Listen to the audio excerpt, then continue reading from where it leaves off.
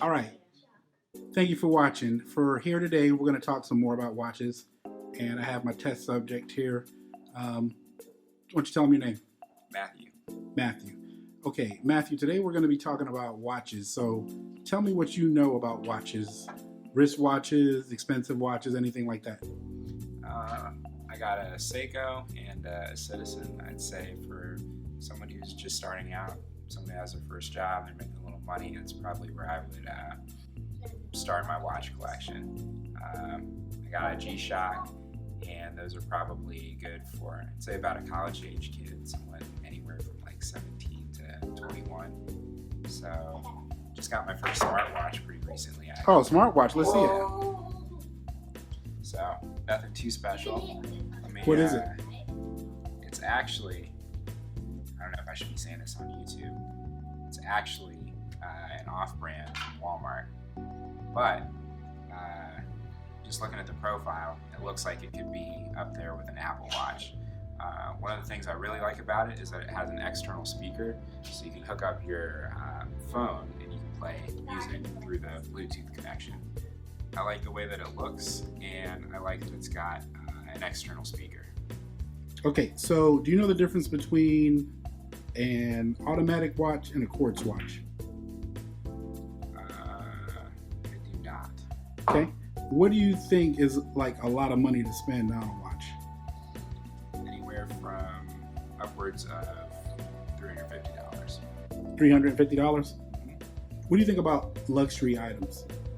What do you think? Do you own luxury goods? Do you believe in luxury products? Do you think they're dumb? Like, what are your thoughts on luxury items in general, and do you own any luxury products? I own a few luxury products. I'd say that depending on what it is, you definitely want to wait a little later in life before you start investing in those. Actually, investing isn't the right word. Purchasing. Tell me about your education level. Are you a high school graduate or a college graduate? I'm a college graduate with 2 bachelor's degrees. College graduate with 2 bachelors. Okay. So as far as luxury items are concerned, you're okay with them? You don't think they're frivolous? You just think you should maybe not spend more than you can afford? Correct. Now I want to talk specifically about luxury watches. What do you think is the best watch in the world that you can buy, just out of brands that you heard of, as far as luxury watches? To be honest, I don't really know of too many. I know there's Rolex, that's kind of the staple of luxury, but I'm sure it gets better than that. So, have you heard of any other brands beside Rolex? I know I have, but I couldn't mention any.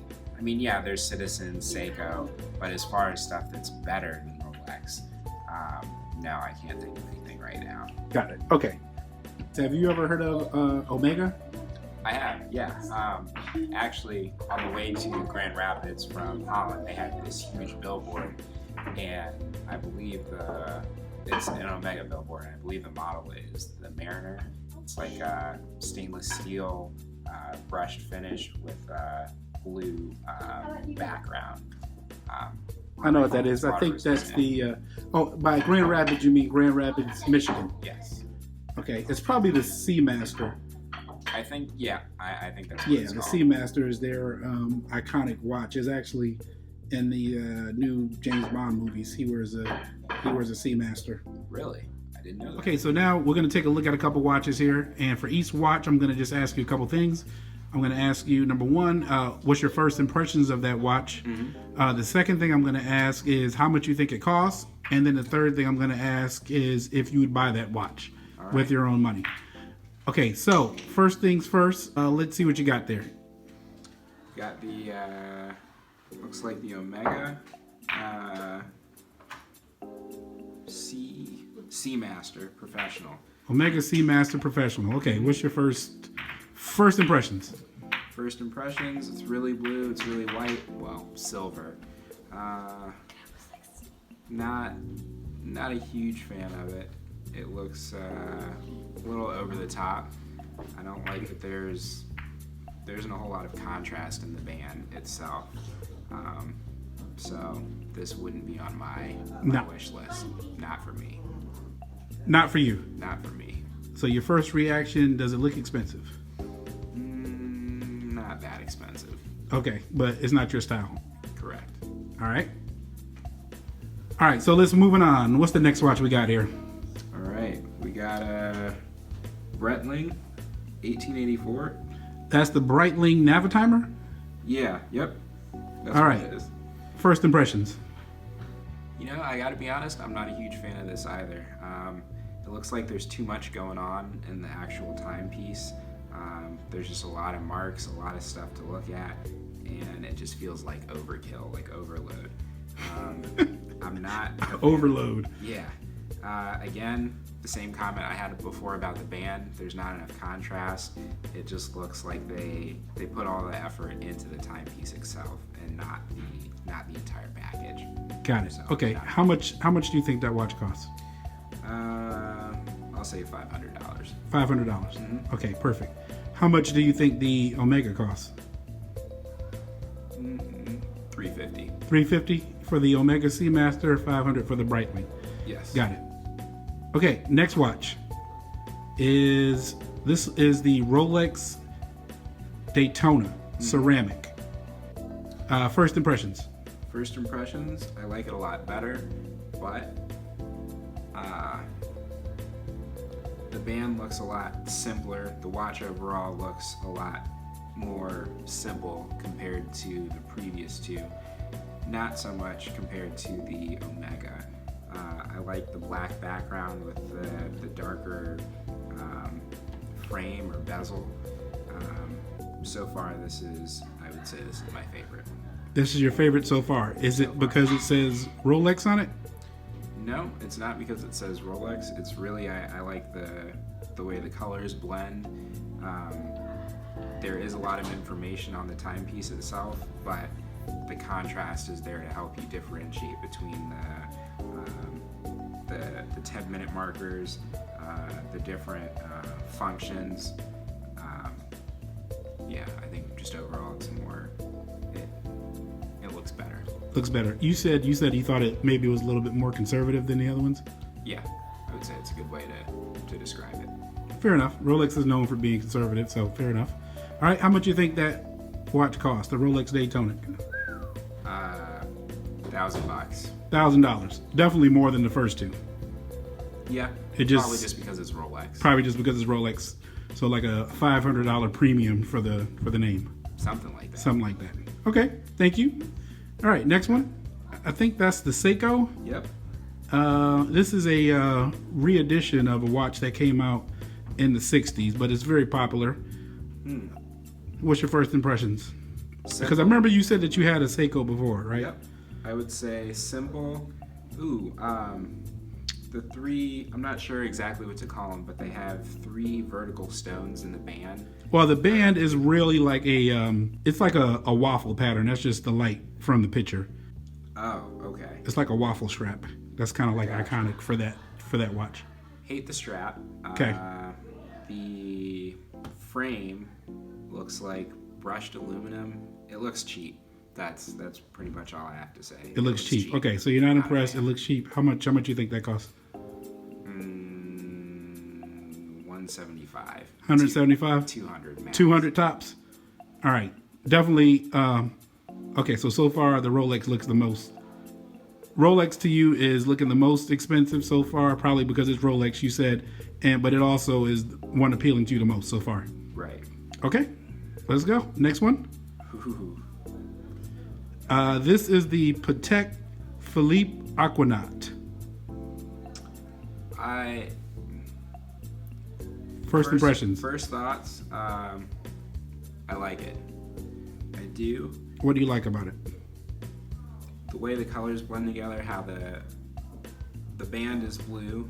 The rest of the watch is gold. I like that color combination. The inside of the watch, the background is also the same blue as the band, and I like how they just play off of those 2 colors. It's different. It's unique. Would you wear that, do you think?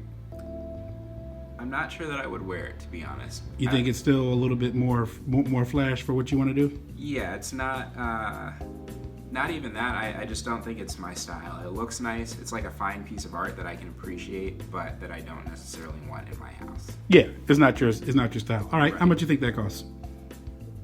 $1,500. Okay. It looks more expensive than the Rolex. It's got a French sounding name, so you know that's always. Oh yeah, that's got to be worth. That's probably worth a little bit extra. Good point. Good point. Good point. Good point. I'm pretty sure they probably do charge extra for that. Okay, thanks. I think there's only a couple more here, so let's go on to the next one. All right. This is the Richard Mille RM11. This has what they call a skeletonized dial, where you can actually see the inner workings of the watch. First impressions? No. I hate it. You hate it. I'd never make it through TSA with this thing. Why? It looks like a bomb or something? Yeah. It's got all this yellow stuff. Like I don't know. It looks like an explosive device. Okay. So yeah, it's too much. So it's not your style? Not my style. You don't like it? How much you think it is? $750. I think I'm lowballing it though. $750? Yeah. Not as much as the Rolex? No. I know I'm lowballing it. You know what? I'm gonna say because of I noticed that this has the 3 different. Well, I don't know if it's 3, but it doesn't have just the main dial and the minute and hours arms. It has like the tachyometer, I think like a stopwatch feature. Yeah. And something else in there. I know that's more expensive. So tachymeter. Yeah. This is probably on the higher end of whatever series and models he's in, or models that this is in. So I would say it's probably, I'm gonna say $1,250. If there was like a slimmed down or dressed down version of this, I would probably say it would be $750. You know, if it just had the basic time telling function. Got it. Okay. All right. So, but you hate it. You would probably never wear it. Hate it. Not probably. But you think I will never wear it. You'll never wear it. But you think it's the most expensive looking one so far?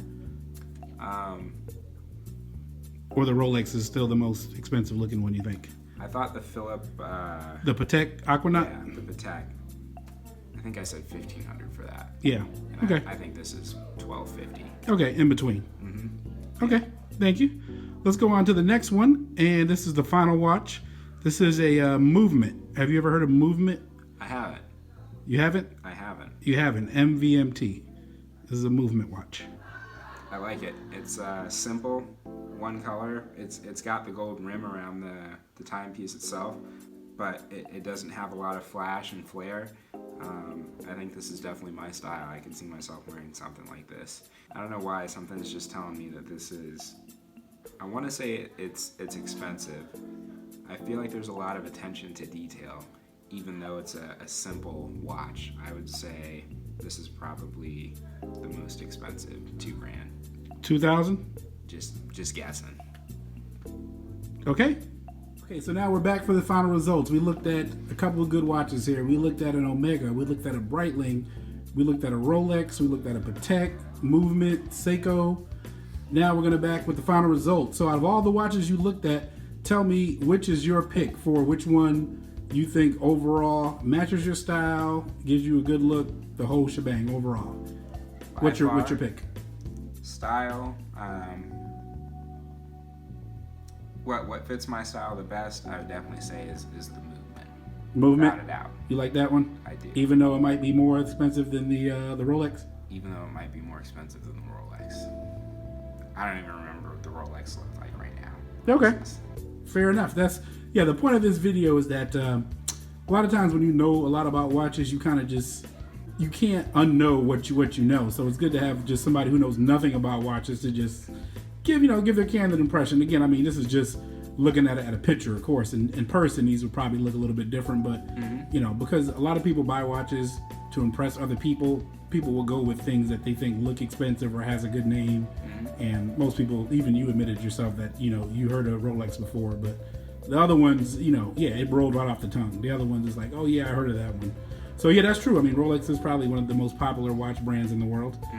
Back here, I think is going to be useful, and certainly we'll look and see what the comments are, see what people's reaction are to it. All right. Thank you.